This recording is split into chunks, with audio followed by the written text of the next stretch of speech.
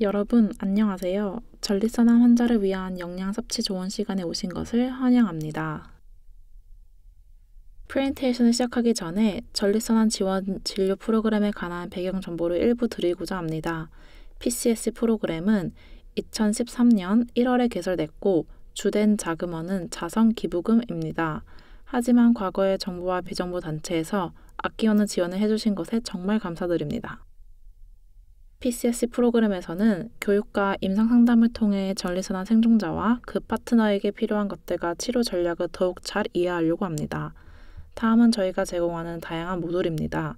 이 모듈들은 모두 대면이나 실시간 온라인 프로그램으로 제공됩니다. 이 교육 시간은 대부분 매월 제공되며 상담 클리닉이 있습니다. 1대2 예약 상담이나 교육 시간을 자세히 알아보고 싶으신 분은 프로그램 코어디네이터에게 연락하시기 바랍니다. 오늘은 건강식의 이점, 전립선암 진단 후 건강식, 전립선암에 좋은 식품이나 영양소, 그리고 증상 관리에 대해 말씀드리려고 합니다. 어떻게 먹느냐는 중요하지만 전립선암이 있는 분들에게 딱 맞는 식단은 없습니다. 어떤 사람은 전립선암을 새로 진단받았을 수도 있고 어떤 사람은 수년간 전립선암을 알아왔을 수도 있지요. 전립선암은 또한 다양한 치료법으로 치료되는데 치료법에 따라 영양상의 영향도 다릅니다. 또한 개인마다 식품 선택에 영향을 주는 고유한 영양적 필요도 있지요. 오늘 나오는 모든 정보가 여러분의 특정한 필요에 적합하지 않을 수도 있습니다. 개인에게 맞는 영양 접근법을 권합니다. PCS 프로그램이나 아마 여러분의 치료센터를 통해 영양사와 1대1 상담을 예약하시면 개인에게 맞는 지침을 받으실 수 있습니다. 암은 몸이 음식과 양분을 저장하고 사용하는 방식을 바꿀 수 있지요. 특히 호르몬 관련 암이면 더욱더 그렇습니다. 염증과 결합된 호르몬 수치가 변하면 신진대사에 영향을 줄 수 있습니다. 호르몬 요법이나 안드로겐 바타 요법 같은 전립선암 치료도 근육 손실이나 저장 지방 증가와 함께 체성분의 변화를 일으킬 수 있습니다. 이것이 동물성 식품과 고도 가공 식품 투성이인 서구식 식단과 결합하고 여기에 신체 활동까지 저조하면 상황은 더욱더 악화해 궁극적으로 다른 암에 걸릴 위험과 심장병, 당뇨병, 골다공증 같은 다른 병에 걸릴 위험을 높이고 궁극적으로 전반적인 활력과 장수에 영향을 줄 수 있지요. 오늘은 치료의 영향을 최소화하고 전반적인 활력과 장수에 도움이 되는 자연식품, 식물성 식품에 초점을 맞추려고 합니다. 자연식품, 식물성 식품의 신체 활동을 병행하면 건강의 최고의 결과를 얻게 됩니다. 또한 우리는 건강식의 유익에 관해서도 알아볼 것입니다. 이 내용은 오늘 프레젠테이션에서 다룰 예정입니다. 건강식은 몸 상태를 넘어 최고의 컨디션을 느끼는 것인데요. 우리는 여러분의 식품 상태에 자신감을 갖고 스트레스를 줄이기를 원하고 여러분이 마주칠 수도 있는 잘못된 정보와 혼란을 일부라도 완화하는 데 도움이 되기를 바라는 마음입니다. 잘 먹으면 전반적인 건강을 개선하거나 유지할 수 있고 심장병과 당뇨병 같은 만성질환의 위험을 줄이는 데도 도움이 될 수 있습니다. 또한 치유와 회복에 도움이 되고 근육과 장, 식욕에 미치는 영향을 포함해 암 치료의 영양을 관리하는 데 도움이 되는 영양의 역할도 살펴보고자 합니다. 또한 특정 식품이 전립선암의 성장이나 전립선암 재발 가능성을 늦추는 데 할 수 있는 역할도 살펴볼 겁니다. 이것은 특정 식품의 유익을 암시하는 일부 연구와 더불어 진화하고 있는 연구 영역인데요. 오늘은 그것을 중점적으로 살펴봅니다. 항암식을 말씀드릴 때는 4대 영역에 초점을 맞출 겁니다. 식물성 식품을 더 많이 먹기, 그리고 그런 식품이 최소한도로 가공됐는지 확인하기. 저희는 이를 자연식품, 식물성 식품이라고 합니다. 자연식품, 식물성 식품에 초점을 맞춘 상태에서 우리는 정연적인 서구식에서 보이는 동물성 식품은 덜 살펴볼 겁니다. 그리고 우리가 먹는 동물성 식품의 품질을 살펴보고요. 또한 우리가 먹는 음식에 건강한 지방을 꼭 포함하고 심장병의 원인이 될 수 있는 지방을 최소화하고자 합니다. 오늘은 이런 영역을 각각 나눠서 다루겠습니다. 그러면 자연식품, 식물성 식품이란 무엇일까요? 가장 넓게 정의하면 동물성 식품보다 식물성 식품을 더 섭취한다는 뜻이지요. 식물성 식품은 채소, 과일, 통곡물, 콩, 렌틸콩, 견과류, 씨앗류가 해당합니다. 하지만 식물성 식품을 먹는다고 해서 동물성 식품을 다 배제한다는 뜻은 아니죠. 유제품, 육류, 생선, 가금류 같은 동물성 식품은 적당히 포함될 수 있습니다. 하지만 목표는 식물성 식품을 더 많이, 동물성 식품은 더 적게 먹는 겁니다. 그래서 요점은 여러분의 식사에 동물성 식품보다는 식물성 식품을 중심으로 생각하시라는 겁니다. 여러분의 음식을 과일, 채소, 기타 식물성 식품 위주로 구성하면 동물성 식품이 적당량 들어갈 여지가 생기지요. 식물성 위주로 구성할 때 고려할 기타 중요한 부분은 자연이라는 단어입니다. 자연식품. 여기서는 최소한으로 가공한 식품 선택을 생각하는 겁니다. 이것은 실제로 재배하거나 수확한 것에 가까운 식품이지요. 설탕이나 소금, 지방이 많이 첨가되지 않은 식품, 평소 식물성 식품을 많이 올린 식탁이라고 해도 튀긴 음식, 단 것, 빵, 과자 등 고도 가공식품이 많으면 식물성이라고 해도 건강식이 아닙니다. 식물성 식품 섭취가 왜 그렇게 중요할까요? 식물성 식품에는 건강상 이점이 아주 많습니다. 식물성 식품은 암과 기타 여러 만성병 위험을 낮추는 것으로 나타났습니다. 건강한 체중 유지에 도움이 될 수 있지요. 식물성 식품은 아주 다양한 비타민과 미네랄은 물론 식물성 생화 물질 또는 식물 영양소라고 하는 자연 발생 식물 화학물 공급원입니다. 식물성 식품은 섬유질도 풍부하죠. 섬유질은 동물성이 아닌 식물성 식품에만 있습니다. 이 식물 영양소를 좀 더 자세히 알아보고자 합니다. 식물 영양소는 식물의 고유의 색과 향, 맛을 내는 특별한 식물 화합물인데요. 동물과 시험관 연구에서 항암 작용이 있는 것으로 밝혀졌습니다. 모든 식물성 식품은 이런 식물성 생화 물질의 원천이죠. 때로 우리는 무지개 색깔을 먹으라고 하는데요. 토마토의 빨간색이나 콜리플라워의 흰색 같이 과일과 채소의 식물성 생화 물질이 다채롭게 나타나기 때문이죠. 이 무지개를 과일과 채소에만 국한할 것이 아니라 다른 식물성 식품인 붉은 렌틸콩과 어둡고 진한 흑색 통곡물로도 확장하고 싶습니다. 이들은 모두 수천 가지의 식품에서 발견되는 다양한 종류의 식물성 생화 물질을 나타냅니다. 식물성 식품의 다른 강력한 유익은 섬유질 함량입니다. 섬유질은 식물성 식품에만 있고 동물성 식품에는 없습니다. 섬유질은 식물성 식품에서 소화가 안 되는 부분인데요. 소화 계통을 지나면서 대장뿐 아니라 대장에 서식하는 건강한 박테리아에도 이롭습니다. 대장에 있는 박테리아를 마이크로바이옴이라고 하는데요. 마이크로바이옴이 건강에 주는 영향을 이해하기 위한 연구 분야가 점점 커지고 있습니다. 여기서 더 많이 배우지만 우리가 말할 수 있는 건 가장 건강한 마이크로바이옴은 이런 자연식품 공급 위주의 식물성 식품을 주로 먹는 데서 비롯된다는 것입니다. 이제 강조합니다. 전립선 환자 중에서는 일부 치료 탓에 장 문제를 겪는 분들도 있을 수 있습니다. 섬유질 식품에 민감한 분은 영양사와 협력해 어느 식물성 식품이 과도한 섬유질이나 흡수가 더 잘 되는 섬유질을 함유하지 않으면서 가장 도움이 되는지 알아볼 수 있습니다. 식품 연구는 복잡합니다. 식품 자체가 복잡하죠. 브로콜리를 예로 들까요? 브로콜리는 채소군에 속하는데요. 십자가 채소군이라고 하지요. 그리고 글루코시놀레이트라는 식물성 생화 물질이 있습니다. 실험실 연구에 따르면 이 화합물은 강력한 항암 효과가 있어 염증을 줄이고 세포의 자연 사멸 촉진에 도움이 되고 암세포 성장을 늦춘다고 해서 항암성에 관한 아주 유망한 것 같지요. 하지만 실험실 연구로 넘어 사람에게 어떤 일이 일어나는지 정말 더 자세히 알아봐야 합니다. 여러 그룹의 사람들을 추적하는 연구에서 연구자들은 특정 식품을 얼마나 많이 먹는지 묻습니다. 그런데 지난 3개월, 6개월 또는 1년간 브로콜리를 한 주에 몇 번이나 먹었는지 기억하기 어렵겠다 하는 생각이 들 수 있지요. 이런 종류의 연구는 어느 식품군을 얼마나 먹는지 완전히 이해하는 데 이상적이지 않습니다. 또 다른 차원의 연구는 과일과 채소 섭취의 표지자가 될 수 있는 카로티노이드 같은 식물성 식품에서 발견되는 특정 화합물의 혈중 농도를 측정하는 것입니다. 그러면 사람들이 무엇을 먹고 식품에서 나온 물질이 체내에 실제로 얼마나 들어오는지 더 잘 살펴볼 수 있지요.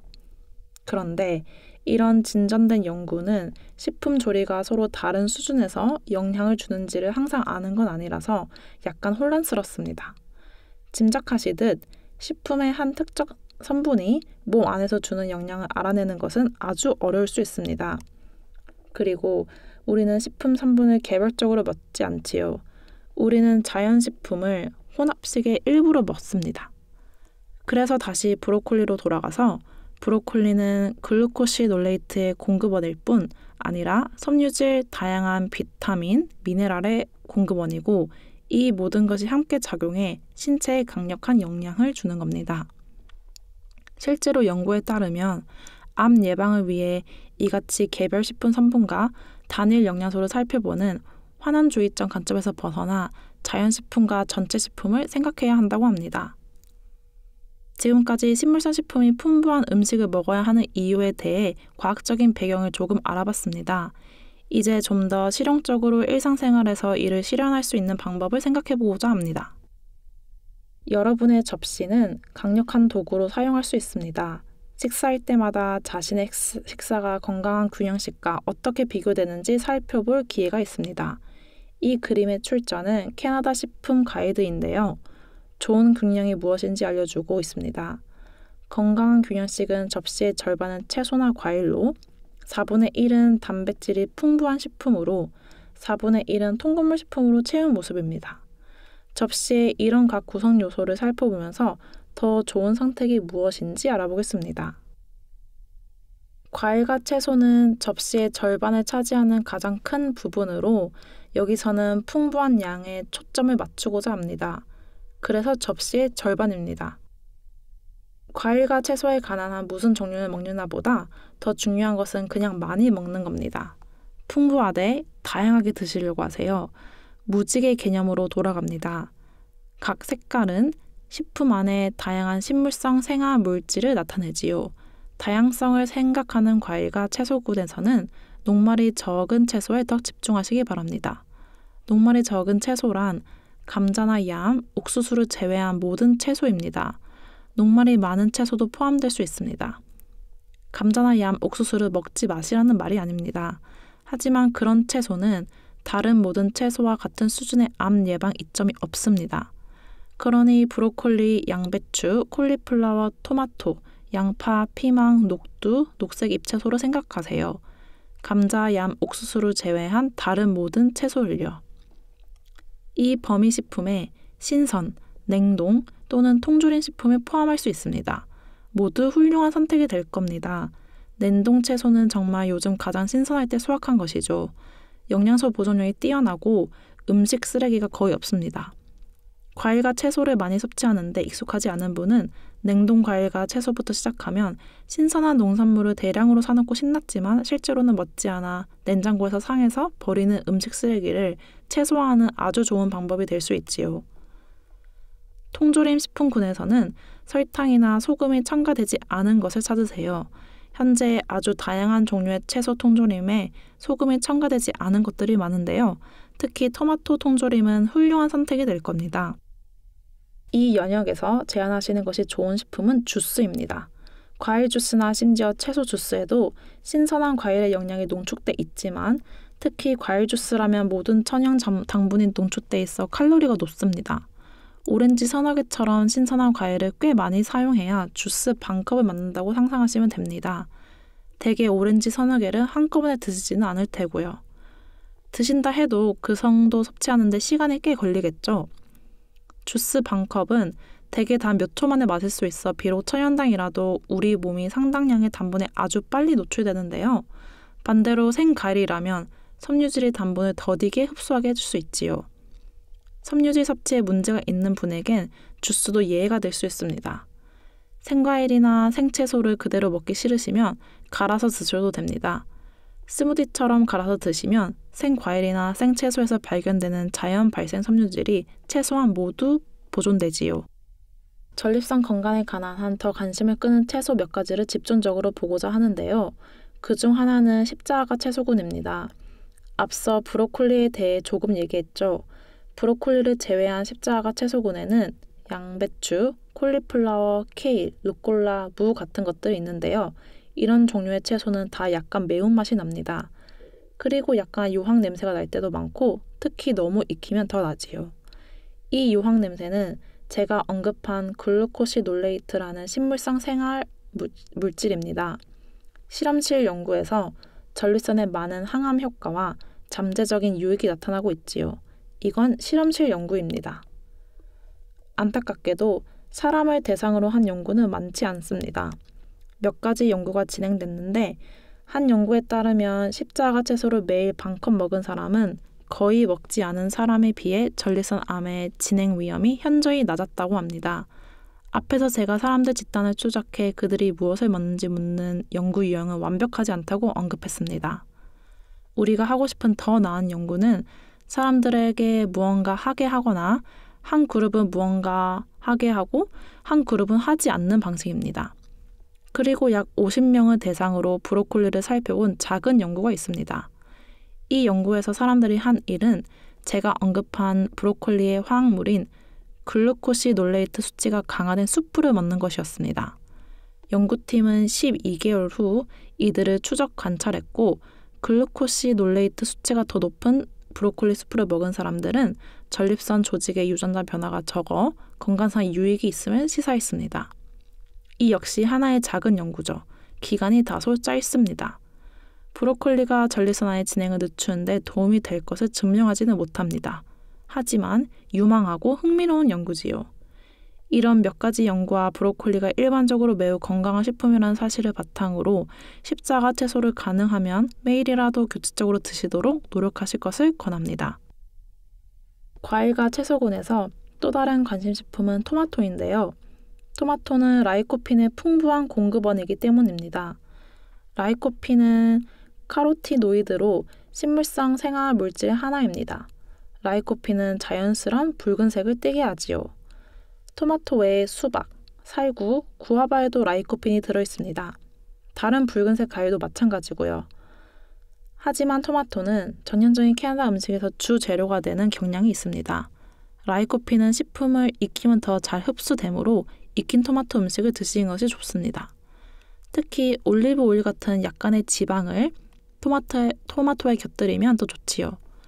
세포 연구, 즉 실험실 연구에 따르면 라이코핀에는 강력한 암 예방 특성이 있다고 합니다.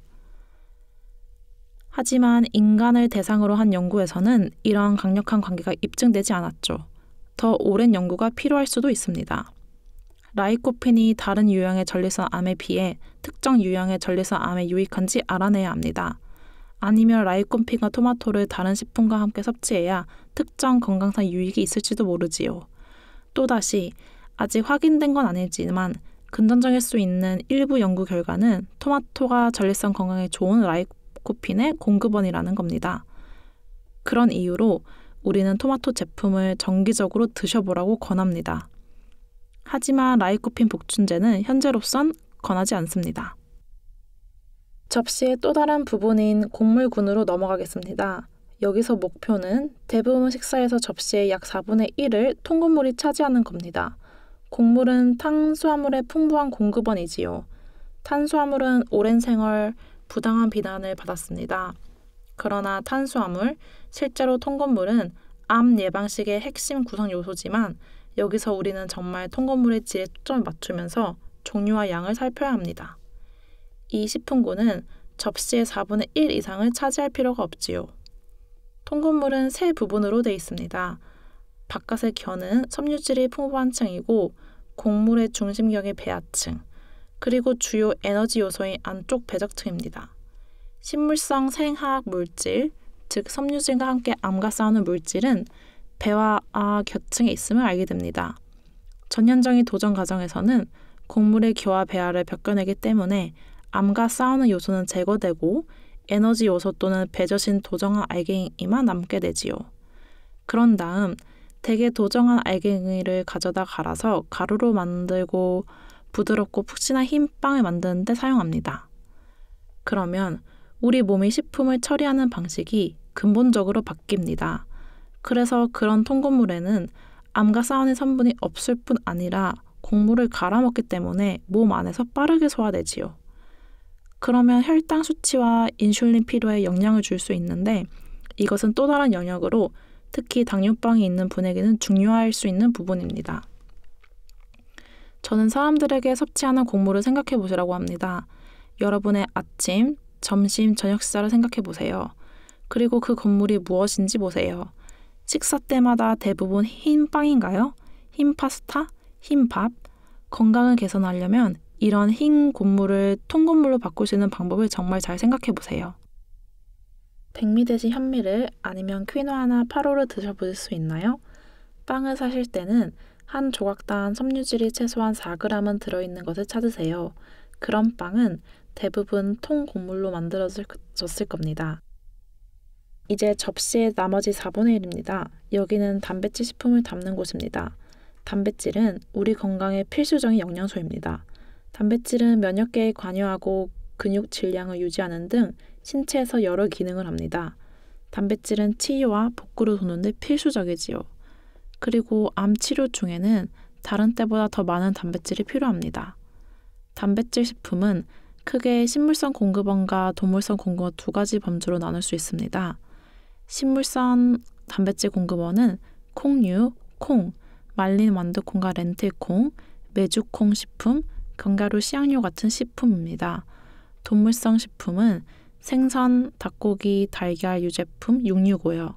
원하시면 식물성 단백질과 동물성 식품을 다양하게 섭취하는 것이 철분, 아연, 비타민 B12, 칼슘 등 우리 몸에 필요한 영양소를 섭취하는 중요한 방법입니다. 우리는 사람들에게 식물성 단백질을 자주 드시라고 권합니다. 식물성 단백질은 항암 영양소를 공급해 줍니다. 견과류나 씨앗류 같은 식물성 단백질을 드실 때 도움이 되는 몇 가지는 대개 하루에 약 4분의 1컵의 견과류가 대부분 사람에게 적당량입니다. 더 많은 양을 드시면 어떤 분들에게는 안 필요나 여분의 칼로리가 될 수 있지요. 견과류와 씨앗류는 소금 간이 안 된 것을 찾으세요. 콩과 렌틸콩의 경우 통조림 제품이 아주 좋은 옵션입니다. 영양가가 있고 말린 콩보다 조금 더 편리하지요. 하지만 말린 콩을 드시려고 시간을 들여 콩을 불려 익히는 수고도 괜찮으시다면 망설이지 마세요. 그렇게 했을 때 그 식감을 정말 즐기는 분들도 있지요. 메주콩 식품을 선택할 때는 채소 가공한 콩 식품을 선택하세요. 시중에 판매되는 일부 가공된 콩 대체 육류보다는 무가당 두유나 두부를 생각해 보세요. 이렇게 가공된 메주콩 식품 중에는 나트륨이 많이 첨가된 것이 많습니다. 동물성 식품에 관한 한 또다시 여기서는 품질이 정말 중요합니다. 그래서 저지방 유제품, 살코기, 생선이 좋은 선택이 될 겁니다. 음식에서 가공육을 최소화하고 붉은 육류의 과도한 섭취를 피하는 것이 좋습니다. 메주콩 식품을 조금 강조하겠습니다. 메주콩 식품은 전립선암과 관련해 널리 연구됐습니다. 아시아 국가에서 전립선암 발병률이 낮다는 초기 연구 결과가 나오자 많은 관심을 받은 적이 있습니다. 그리고 이것은 아주 오래전에 관찰된 것이었습니다. 그래서 아시아 음식에서 메주콩이 그런 유익을 주는 요소인지 알아보려고 시험관과 동물 연구가 진행됐습니다. 안타깝게도 이 연구에서는 메주콩 자체가 예방 요인이라는 사실을 밝혀내지는 못했습니다. 하지만 메주콩이 아주 좋은 건강식품임을 알게 됐지요. 동물성 식품을 대체할 훌륭한 단백질 식품이고 섭취하기에 안전합니다. 여러분 음식에 메주콩을 넣고자 하면 원하시는 대로 넣으면 됩니다. 전립선 암의 진행에 관한 연구에 관한 한 안타깝게도 메주콩을 식단에 특별히 포함하는 것이 전립선 암의 진행을 늦추는 데 도움이 되리라는 강력한 데이터가 많지 않고 그 결과도 상당히 엇갈렸습니다. 그러나 식단에서 육류나 기타 동물성 식품들을 섭취하면 심장병 위험을 줄이는데 장기적인 건강상 유익이 있을 수 있습니다. 붉은 고기와 가공육을 먹어도 되는지 묻는 전립선암 환자들이 많습니다. 붉은 고기는 쇠고기, 돼지고기, 양고기, 염소고기 등이고 가공육은 베이컨, 소세지, 핫도그, 대부분 델리고기입니다. 질삼염이나 훈연으로 보존한 모든 육류가 해당하죠. 붉은 고기는 동맥을 맞는 지방의 상당한 공급원이 될 수 있고 일부 연구에서는 이런 종류의 지방이 전립선 암 진단 후 사망 위험 증가와 관련이 있다고 합니다. 하지만 전리선환 진행에 미치는 영향은 전반적으로 분명하지 않습니다. 붉은 고기에 관한 한 붉은 고기를 드시고자 한다면 우리는 일반적인 암 예방 권고 사항을 따르실 것을 권하는데요. 그것은 일주일에 500g 또는 실판 온즈를 넘지 않도록 섭취를 제한하는 겁니다. 또한 가공육은 피하시는 것이 좋습니다. 일주일에 500g을 넘는 과도한 붉은 고기 섭취와 양을 불문한 가공육 섭취는 대장암과 관련이 있었습니다. 단백질 식품군에서 생선을 먹어도 될까요? 전리선암에 관한 한 닭고기 유제품 달걀은 어떤가요? 또다시 양질의 연구는 얼마 되지 않습니다. 입수 가능한 연구 결과에 따르면 생선은 암 진행 위험 감소와 연관이 있을 수 있습니다. 우리는 생선을 일주일에 2번 드시라고 합니다. 생선도 특히 연어와 정어리, 청어같이 지방이 많은 생선은 심장 건강에 아주 중요한 오메가3 지방의 좋은 공급원입니다. 가금류와 전리선암의 관계는 확실하지 않지만 껍질을 벗긴 가금류는 안전하고 붉은 고기의 대용식으로 유익하다는 점을 시사합니다. 껍질이 있는 가금류는 드시지 않는 것이 좋습니다. 달걀에 관해서도 진단 후에 이뤄진 연구가 역시 꽤 제한적입니다. 한 연구는 연관성을 못 찾았죠. 또 다른 연구에서는 한 주에 5개로 달걀을 가장 많이 먹는 사람이 가장 적게 먹는 사람에 비해 재발 위험이 크다는 것을 발견했습니다. 연구마다 다른 결과가 나와 연관성이 없다는 연구도 있고 어느 정도 연관성이 있다는 연구도 있고 연구 수도 얼마 안 돼서 구체적인 공고를 들으기가 아주 어렵습니다. 일반적으로 달걀은 대부분 사람에게 하루에 평균 하나는 괜찮다고 하겠습니다. 유제품에 관한 한 고지방 유제품은 진단 후 사망 위험 증가와 연관이 있었습니다. 적당량의 1%나 2% 우유 같은 저지방 유제품은 접시 지침으로 다시 돌아가서 참고하실 수 있고 또 원하시면 포함하셔도 됩니다. 자, 그러면 여기서 다시 접시로 돌아가 보겠습니다. 우리가 목표로 하는 식사는 접시의 절반을 채소나 과일로 채우되 녹말이 적은 채소를 풍부하게 선택하는 겁니다. 토마토와 브로콜리 또는 기타 십자가 채소를 일주일 중 대부분 날에 고려하세요. 다양한 색깔을 목표로 하세요. 매일 다양하지 않을 수도 있겠죠. 하지만 주별, 계절별로 보이는 다양한 색깔의 채소를 드셔보세요. 통곡물을 포함하시고요. 음식을 살펴보세요. 도정한 곡물이 어디 있는지 찾아보고 귀리, 보리, 현미, 빠, 밀 같은 통곡물로 바꾸세요. 모든 식사에 일관성 있게 단백질 식품이 꼭 들어가게 하세요. 근육 질량을 유지하는 가장 좋은 방법의 하나가 될 겁니다. 콩류 같은 식물성 단백질을 자주 선택하세요. 그리고 일주일에 2번 생선 섭취도 고려하시고요. 가금류를 드실 때는 껍질을 제거하고 붉은 고기를 선택하신다면 일주일에 500g 미만으로 제한하세요. 실제 식사에서 이것이 어떤 모습으로 보일지 살펴볼까요? 자연식품, 식물성 식품, 어떤 모습일까요? 왼쪽 위 첫 번째 이미지에는 닭고기가 조금 담긴 접시가 보입니다. 그러니까 접시의 4분의 1 정도죠. 접시의 절반은 다양한 채소로 만든 다량의 샐러드가 차지하고 있네요. 그리고 이 경우 전분 요소는 통곡물 대신 감자입니다. 오른쪽 위에는 렌틸콩 수프가 있습니다. 이건 단백질이지요. 다량의 녹색 잎 샐러드와 통곡물빵 한 조각, 왼쪽 아래는 곡물이 들어간 샐러드네요. 이 샐러드는 퀴노아 같은 곡물을 써서 검은 콩과 함께 단백질과 다양한 채소로 만들었습니다. 그리고 오른쪽 아래에는 잡곡밥이 있네요. 줄풀과 붉은 쌀이 섞인 흑미밤의 청경채, 완두콩, 고추 등 볶은 채소와 단백질로 소량의 닭고기가 있지요. 닭고기 대신 두부를 넣어도 좋은 단백질 선택이 될 수 있습니다. 자연식품 중심의 식물성 식사는 생각만큼 낯설지 않습니다. 작은 변화를 줘서 여러분의 음식에 식물성 식품을 늘릴 수 있습니다. 예를 들어 아침에 브리또를 드신다면 검은 콩을 추가하는 식이죠. 식사 대용으로 샐러드를 드신다면 병아리콩 몇 개를 넣거나 호박씨를 뿌려보세요. 칠리 같은 음식을 만든다면 쇠고기를 줄이고 콩을 늘리세요. 치즈와 크래커 대신 견과류와 씨앗을 간식으로 드세요. 여러 식사와 간식에 작고 간단한 대체 식품을 넣으면 식물성 식품을 늘릴 수 있습니다. 식사 아이디어가 더 필요하시면 BC 캔슬에서 제공하는 렌틸콩 shepherd 파이와 곡물 덮밥이 있는 이 링크들을 찾아보세요. 유튜브 동영상도 있어 이런 요리를 준비하는 방법을 보여줍니다. 영양 공급, 전리선환 환자를 위한 양질의 영양 섭취 정보에는 다양한 조리법이 있습니다.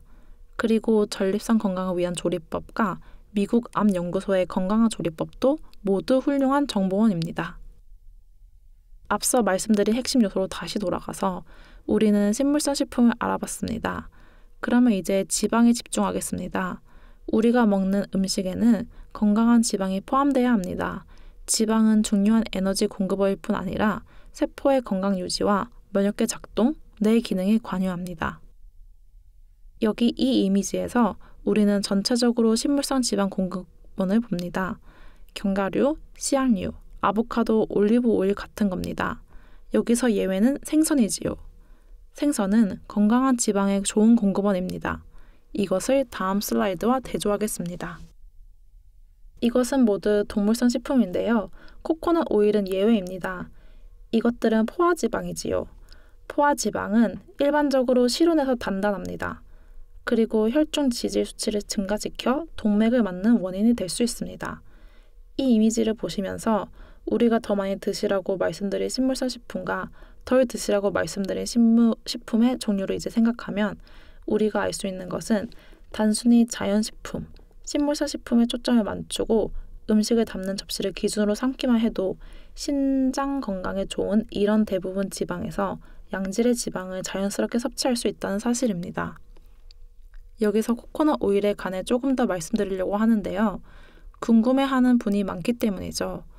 코코넛 오일은 건강에 좋다고 많이 광고화돼 있고 여러분에겐 버터보다 약간 더 건강식일 수 있습니다. 하지만 엑스트라 버진 올리브 오일이나 아보카도 오일 같은 것을 사용하는 것보다 더 좋은 선택은 아닙니다. 요리에 기름을 사용하신다면 이 두 가지를 추천드립니다. 이제 초점을 달리해서 우리가 자연식품 섭취를 많이 다뤘지만 우리가 먹는 음식에서 고도 가공식품 줄이기에 정말 주의를 기울이게 하고 싶습니다. 이제 문제는 이런 식품을 전혀 먹지 말라는 게 아닙니다. 단지 우리가 너무 많이 먹고 있다는 겁니다. 전형적인 캐나다 식품에서 칼로리가 거의 50%가 지금 가공식품에서 나오고 있습니다. 우리가 일반적으로 말씀드릴 가공식품은 천연 항암제인 식물성 생화학 물질을 제거한 다음 설탕과 소금, 지방을 잔뜩 집어넣은 것입니다. 가공식품을 너무 많이 섭취하면 음식의 암 예방 효과가 떨어질 뿐 아니라 과도한 칼로리의 원인이 될 수 있지요. 또한 과체중은 여러 만성 건강 질환의 위험을 증가시킨다는 사실을 우리는 압니다. 그러나 전립선 진단 후 허약한 건강과도 관련이 있을 수 있습니다. 고도 가공식품, 예를 들어 설탕 첨가 음료는 칼로리 증가의 큰 원인 중 하나입니다. 사탕, 아이스크림, 과자, 케이크, 라면 등 우리가 간식이라고 생각하는 대부분 식품과 설탕이 첨가된 수많은 아침 식사용 시리얼도 마찬가지입니다. 또한 가공육도 여기에 포함됩니다. 이런 식품은 모두 고도 가공식품의 예가 되지요. 저는 현실적이고 싶습니다. 이런 식품을 절대 드시면 안 된다는 말이 아닙니다. 하지만 자신의 음식을 보고 얼마나 자주 그렇게 드시는지 생각해 보셨으면 합니다. 일주일에 한두 번 그렇다면 아마 건강에 큰 영향을 주지는 않을 겁니다. 하지만 드라이브 스루에서 머핀을 매일 사 드시고 대부분 날 점심에 피자를 드시고 일전에는 패스트푸드를 드셨다면 이건 정말 금세 누적될 수 있습니다. 획수를 줄일 수 있는 방법이나 양을 줄일 수 있는 방법을 생각해 보세요. 그러면 건강에 큰 영향을 줄 수 있습니다. 식품 선택에 도움이 되는 식품 라벨을 이용하시는 분이 있나요? 식품 라벨은 식품점에서 다양한 제품 간에 선택하는 데 도움이 되는 훌륭한 도구이지요. 오늘은 식품 라벨을 읽는 방법을 간략하게 살펴보겠습니다. 하지만 영양사가 안내하는 식품자 견학에 참여해 거주지 식품점도 들러보실 것을 권하고 싶습니다. 그러면 식품 라벨, 특히 여러분이 보통 구매하는 식품들의 라벨을 실제로 더 많이 접할 기회를 갖게 되실 겁니다. 영양 성분표에 주목하시기 바랍니다. 여기에는 일정 분량의 식품에 관한 정보가 제공되어 있습니다. 이를 1인분 크기라고 하고 1일 건강 섭취량 대비 비율이라는 정보도 제공합니다. 그리고 그 아래에는 칼로리, 지방, 탄수화물, 단백질 등 영양소 목록이 있지요. 기회가 된다면 지금 동영상을 잠시 멈추고 포장식품 하나를 가져오셔서 여러분이 구매하는 식품 중 일부의 정보를 살펴보셔도 됩니다. 먼저 1인분 크기를 살펴볼까요? 이것은 왼쪽 위 굵은 글씨로 된 Nutrition Facts라는 제목 아래에 나와 있습니다. 이제 특히 제품을 서로 비교할 때 1인분 크기를 보면서 같은 크기를 비교하는 건지 확인하는 것이 중요합니다. 하지만 섭취할 음식량을 생각할 때도 마찬가지입니다. 1인분 크기는 섭취해야 할 음식량에 관한 권장량이 아니기 때문이죠. 여기에 표시된 양보다 더 많거나 더 적게 먹을 수도 있습니다. 하지만 중요한 것은 더 많이 먹는다면 표시된 정보를 바탕으로 실제로 섭취하는 칼로리를 계산해 보는 것입니다. 그래서 1인분의 2배를 먹으면 2배의 칼로리를 섭취하는 겁니다. 완전히 괜찮습니다. 중요한 것은 라벨에 표시된 정보를 이해한 상태에서 내가 무엇을 하는 건지 아는 겁니다. 오른쪽에 있는 것은 요즘 식품점에 가시면 정말 더 많이 보시길 원하는 1일 권장 섭취량 대비 비율, 즉 퍼센티지 DB입니다. 1일 권장 섭취량 대비 비율은 식품의 영양소가 적은지 많은지 알려줍니다. 퍼센티지 DB가 5% 이하이면 그 영양소가 매우 적은 것입니다. 15% 이상이면 그 영양소가 꽤 많다는 뜻이지요. 이제 퍼센티지 DB의 기준은 하루 2000칼로리 식단입니다.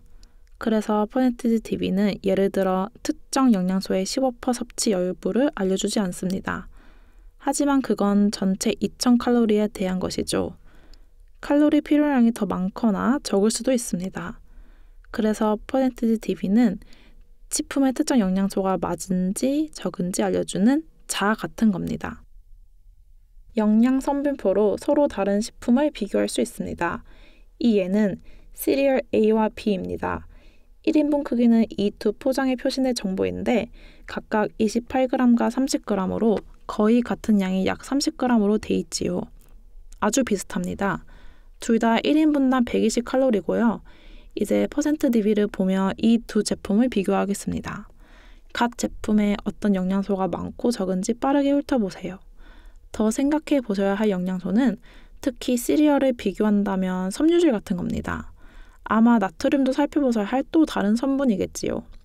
하지만 여기서는 섬유질에 조금 더 집중하겠습니다. 시리얼 A는 섬유질에 대한 퍼센트 DB가 훨씬 더 높습니다. 그리고 이 두 제품의 다른 영양소에 대한 퍼센트 DB는 상당히 비슷하네요. 어느 것이 더 건강한 선택일까요? 이제 아마 대부분은 시리얼 A의 섬유질이 더 많으니까 그걸 선택할 겁니다. 기억하시나요? 전립선암 환자 중에는 섬유질에 더 민감할 수 있는 분들이 있고 특히 방사선 치료를 받을 때는 더 민감할 수 있다고 제가 앞서 언급했습니다. 그래서 그런 분은 실제로 시리얼 B를 선택할 수도 있지요. 어느 것이 더 건강식이지에 대한 답은 항상 하나는 아닙니다. 우리는 항상 개인의 필요에 따라 영양 정보를 해석해야 합니다. 식품점에서 확인할 수 있는 식품 라벨의 또 다른 요소는 성분 목록입니다. 성분 목록에는 제품에 함유된 성분이 모두 표시되어 있지요. 성분은 무게순으로 표시되는데 가장 무거운 성분이 먼저 표시되고 가장 가벼운 성분이 마지막에 표시됩니다. 성분 목록은 정말 유용한 도구로 특히 식품 알레르기가 있는 분은 특정 원인 성분이 식품에 들어있는지 피해야 할 성분이 있는지 확인하셔야 합니다. 제가 언급하고 싶은 다른 한 가지는 이 슬라이드의 아래에 오리지널과 뉴라는 단어 보이시죠?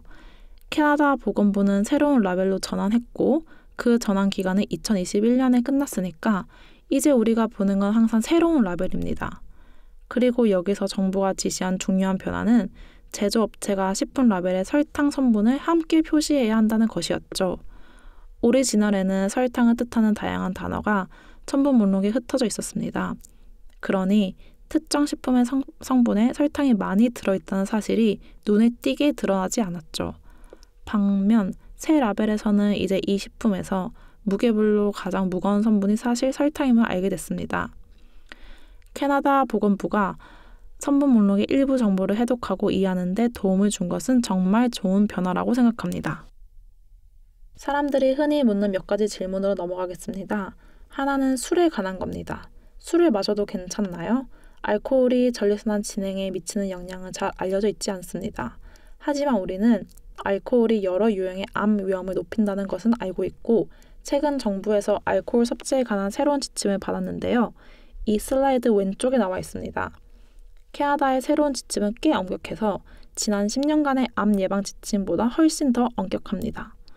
암 예방 지침에 따르면 암 예방에 관한 한 술을 안 마시는 것이 가장 좋습니다.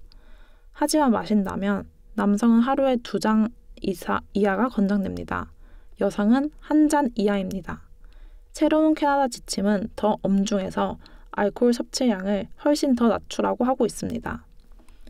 알코올에 대한 일반적인 언급은 알코올은 칼로리가 많은데 영양가가 없다는 것이죠. 과도한 칼로리는 건강상 위험 외에도 체중에 영향을 줄 수 있습니다. 알코올은 또한 암 치료를 받고 있는 분의 경우 점막에 영향을 줘서 입안이 예민해지거나 배변에 영향이 있을 수 있습니다. 설사의 원인이 될 수도 있지요. 암 치료를 받고 있는 분은 알코올 섭취에 관해 종양 전문의와 상의하실 것을 추천합니다. 그런 다음 암 예방과 알코올에 관한 캐나다의 새로운 지침을 고려해 음주를 선택하세요. 영양 보충제는 어떤가요? 또다시 아주 많이 듣는 질문은 암을 억제하고 기운을 내기 위해 영양 보충제를 복용해야 하는지, 보충제가 안전한지 효과가 있는지입니다. 영양 보충제가 뭘까요? 영양 보충제는 모든 종류의 비타민이나 미네랄, 복합제, 천연 건강 제품, 녹색, 분말 등입니다. 이 모든 게 천연 건강 제품이나 보충제로 간주됩니다. 정제나 알약, 분말, 팅크 등 다양한 형태로 찾아볼 수 있지요. 항산화 영양소는 단연간 암 위험을 줄이는 핵심 요소로 여겨져 왔는데요. 그 이유는 조직의 산화절 손상을 최소화하는 데 도움이 되고 이런 손상이 암이나 기타 만성질환의 위험을 증가시킬 수 있게 될 수도 있기 때문입니다. 하지만 항산화제에 대한 이해와 그 작용 방식, 음식에서 항산화제를 섭취하는 방법은 세월이 흐르면서 개별 영양소 차원을 넘어 자연식품에 더 초점을 맞추는 방식으로 진화해 왔습니다. 그러면서 조금이라도 좋으면 많을수록 좋다는 생각도 많은 정말 달라졌지요. 현재 권고는 보충제에 연연하지 마시라는 건데요. 우리 몸의 안전한 수준보다 더 큰 수준을 복용할 수 있기 때문입니다. 보충제는 식품에서 한 가지 요소만 추출합니다. 우리는 식품에서 발견되는 영양소와 식물성 생화학 물질 간의 상호작용, 즉 시너지가 우리를 가장 잘 보호한다는 것을 배우고 있습니다. 그것이 식품 중심의 일반적인 건강에 대한 견해입니다. 하지만 치료 기간에 이를 다시 언급하고 싶습니다. 항산화 영양소를 고용량 섭취한다고 할 때 고용량은 음식을 먹어서가 아니라 보충제를 복용해서라는 생각이 있습니다. 그리고 고용량을 섭취하면 암 치료로 암세포를 죽여야 하는데 그 고용량 항산화 영양소가 이론적으로 암세포를 치료해서 보호할 수 있게 됩니다. 반면에 제가 알기로는 이론상의 다른 생각도 있는데요. 그것은 항산화제를 섭취하면 건강한 세포도 보호하므로 치료 관련 부작용이 줄어든다는 것입니다. 그러나 일반적인 합의는 암 치료가 가능한 효과적이기를 원한다는 것이고 대부분 암 단체는 치료 중에는 항산화 보충제를 피하고 비타민 C와 셀레늄, 비타민 E 같은 영양소를 얻는 방법으로 베리와 채소, 녹차, 통경가루, 씨앗료 같이 항산화 성분이 풍부한 식품을 다양하게 음식으로 계속 섭취할 것을 권합니다. 보충제 사용을 고려하고 있는 분은 담당 종양 전문의나 암 치료 시설의 약사와 함께 검토해서 현재 받고 있는 치료 간에 상호작용이 있을 수 있는지 분명히 확인하실 것을 권합니다. 우리가 왜 보충제를 피하는 게 좋겠다고 생각하는지는 그 일부 근거가 다양한 임상시험에 있는데요. 오늘은 전립선암과 관련된 한 가지를 여러분과 나누고자 합니다.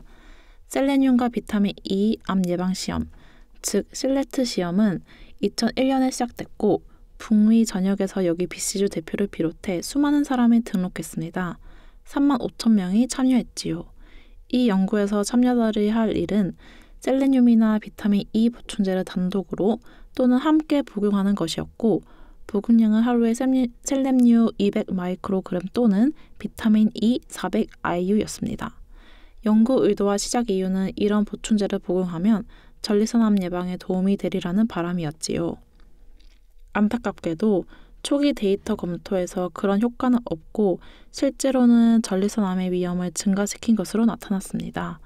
이 연구는 조기 중단됐지요.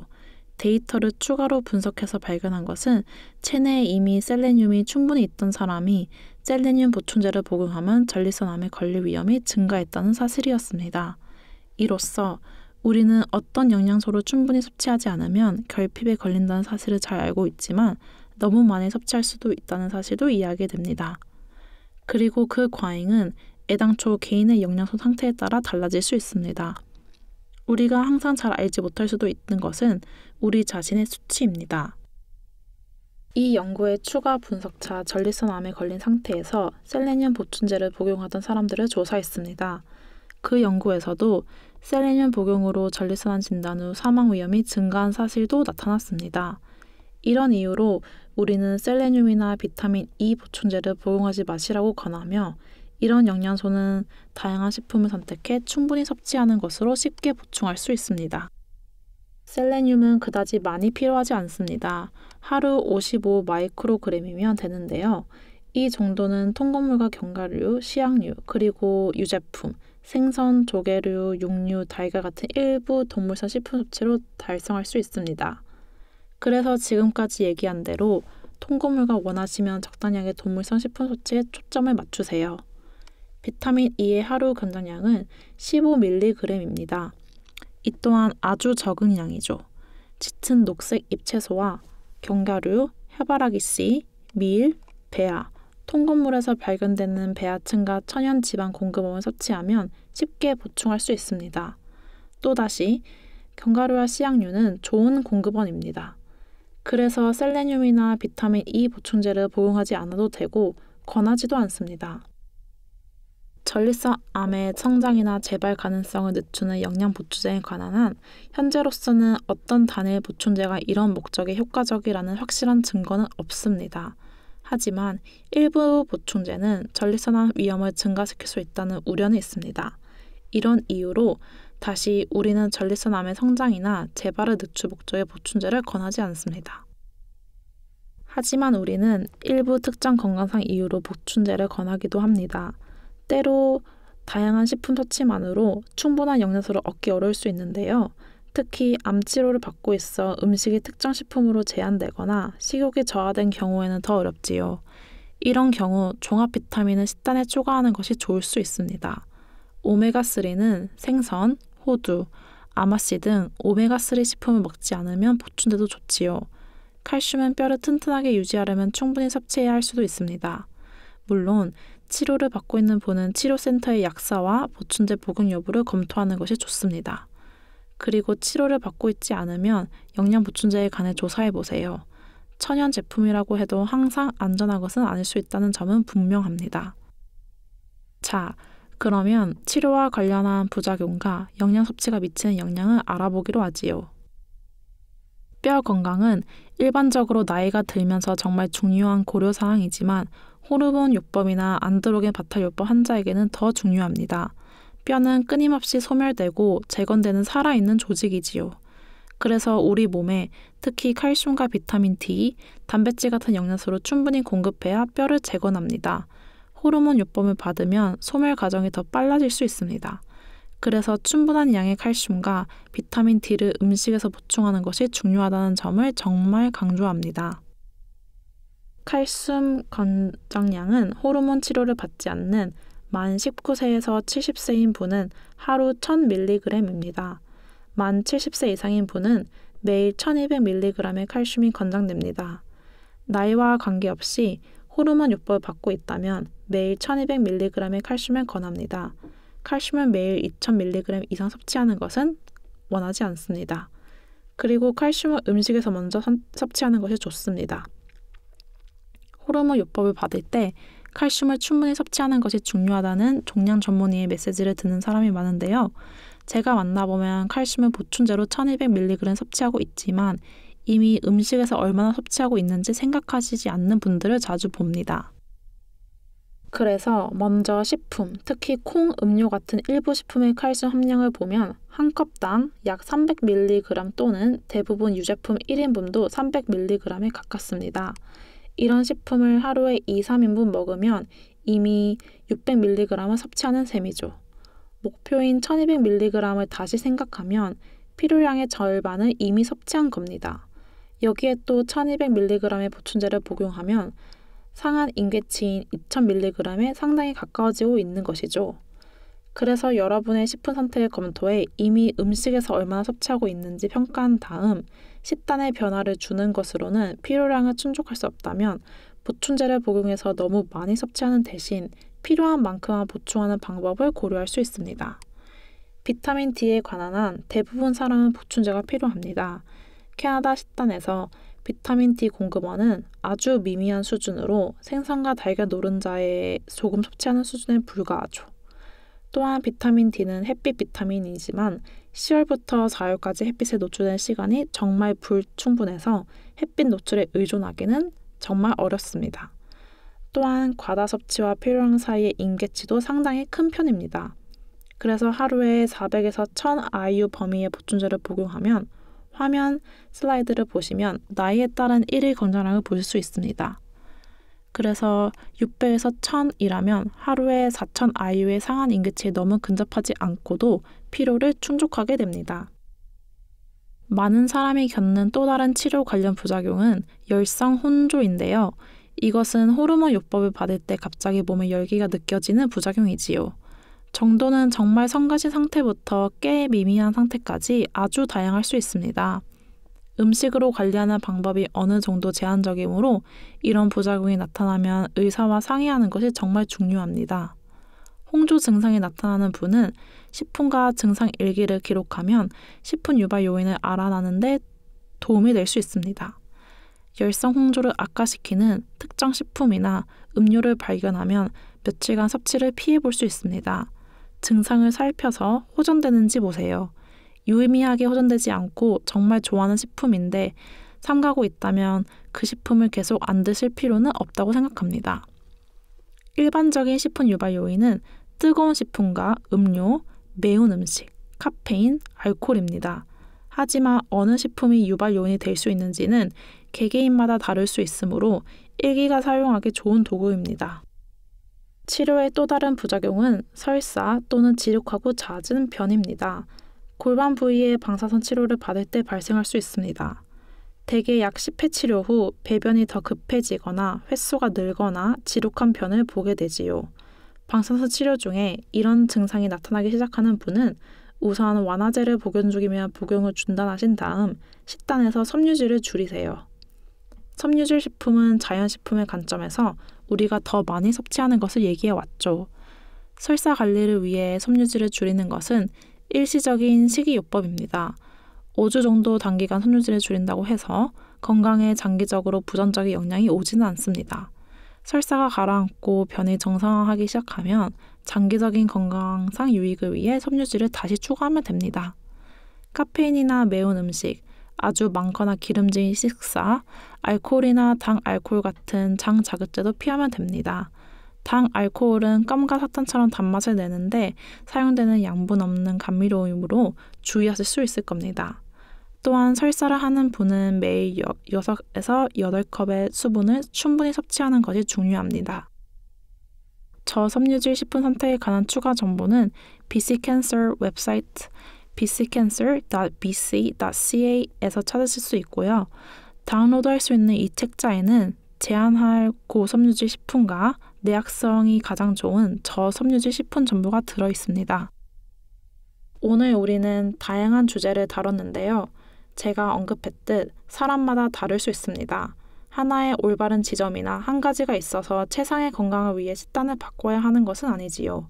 모두 다른 지점에서 시작하고 있습니다. 다음 1, 2주 동안 건강을 위해 하시고 싶은 것이 있는지 생각해 보셨으면 합니다. 한두 가지가 눈에 띌 수도 있겠죠. 그렇다면 그것을 생활에서 어떻게 실천할 수 있을지 좀 더 구체적으로 생각해 보세요. 예를 들어 컨디션이 좋게 느껴지면 과일이나 채소를 많이 먹지 말아야지. 내 아침, 점심, 저녁 식사를 보자. 식판이 얼룩덜룩하구나.